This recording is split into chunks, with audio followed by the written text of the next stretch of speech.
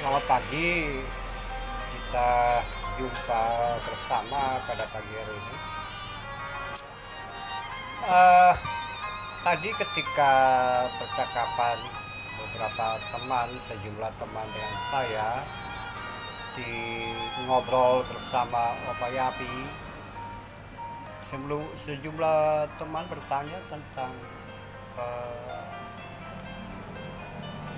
model oposisi di Indonesia. Saya bukan ahli oposisi, tapi saya mencoba untuk menjelaskan bahwa oposisi di Indonesia ini adalah oposisi yang setengah jadi,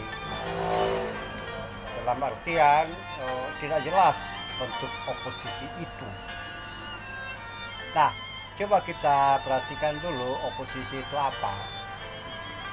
Oposisi itu adalah bentuk pengelimatan dari bahasa Latin yang artinya yang berbunyi opnere. Nah, opnere itu artinya menolak, melawan, menanti posisi dan tersimpan. Nah, opnere ini juga sering disebut sebagai opposition atau out of position. Nah, dalam konteks itu oposisi sebetulnya sesuatu yang ada di luar oposisi. Bisa juga bermakna seseorang atau kelompok yang berada di luar posisi. Nah, posisi atau berada di luar tersebut sebagai simpanan atau cadangan untuk menempati serta menanti waktu berada dalam posisi sesuai kebutuhan. Katakanlah ini ada pengangkatan menteri, kemudian ada 10 orang. Nah, dari 10 orang itu hanya satu yang dibutuhkan atau dua yang dibutuhkan sebagai menteri, dan kemana? 8 itu disimpan oleh yang berencana mengangkat mereka jadi menteri. Satu waktu ketika menteri atau wakil menteri itu tidak kerja bagus, maka dia diberhentikan, diganti oleh orang yang menanti dalam barisan penantian atau barisan out of position itu. Nah, ternyata dalam konteks belakangan bahwa oposisi dipaksa dimasukkan hanya dalam konteks politik. Nah, itu muncul, kalau orang berbicara tentang oposisi maka hanya berkisar tentang politik. Lalu apa sebetulnya? Nah, jika oposisi yang cerdas begini, jika oposisi itu cerdas, maka ada orang atau kelompok atau politisi atau parpol yang menentang, mengkritik pendapat atau kebiasaan atau kebijakan politik pemerintah. Kita sebagai politisi asal kritik, ya, bukan sekedar politisi asal kritik atau asal melawan menentang kebijakan pemerintah, melainkan oposisi yang cerdas itu dan bermartabat itu dia mengkritisi sekaligus memberikan solusi terhadap apa-apa yang dia kritisi.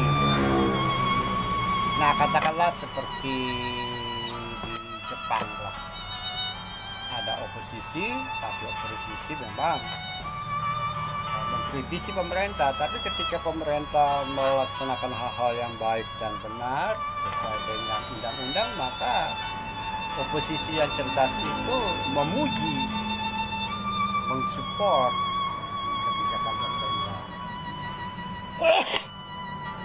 Itu oposisi yang cerdas.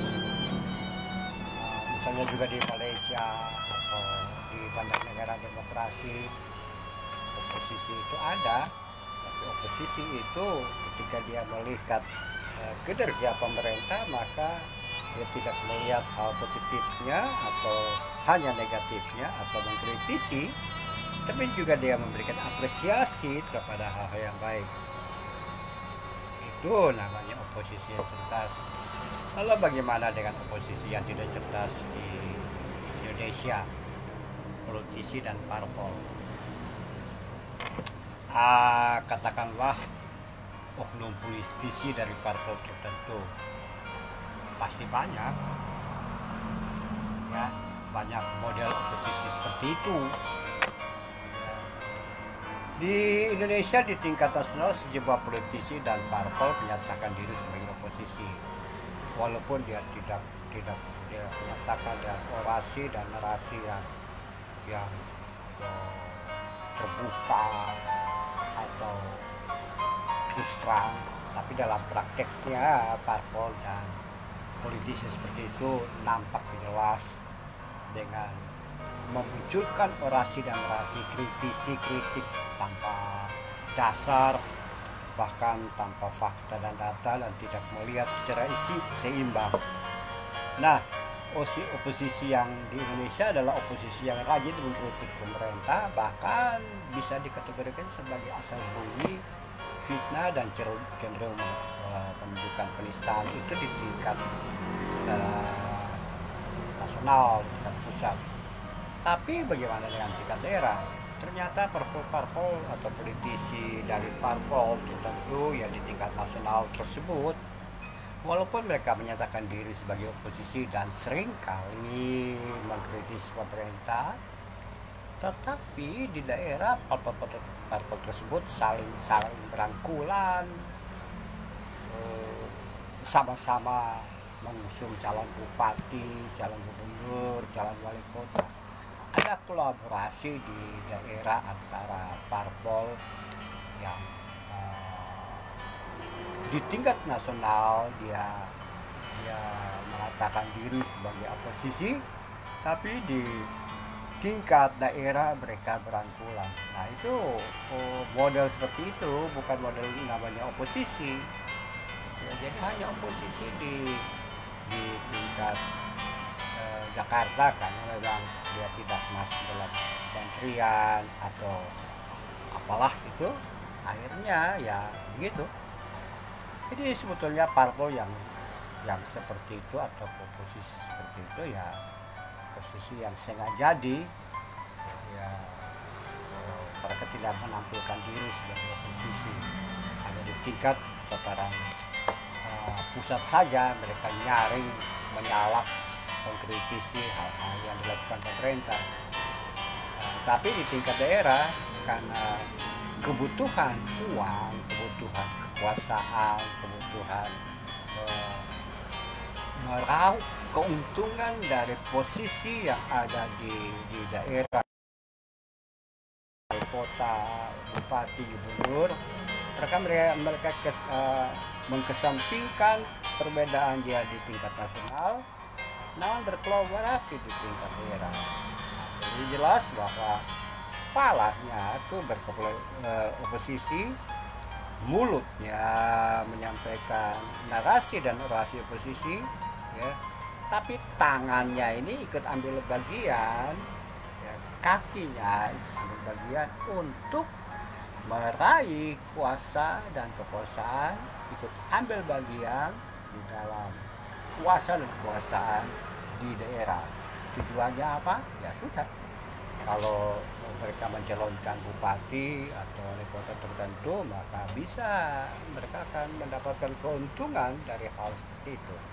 Nah, untuk selanjutnya saudara-saudara, bahwa jika kita menemukan model-model seperti itu ya, pengkritisi menyalak di tingkat nasional, kemudian di daerah mereka berkolaborasi satu sama lain, jadi menunjukkan bahwa politik Indonesia itu tidak dewasa dan tidak sehat ya.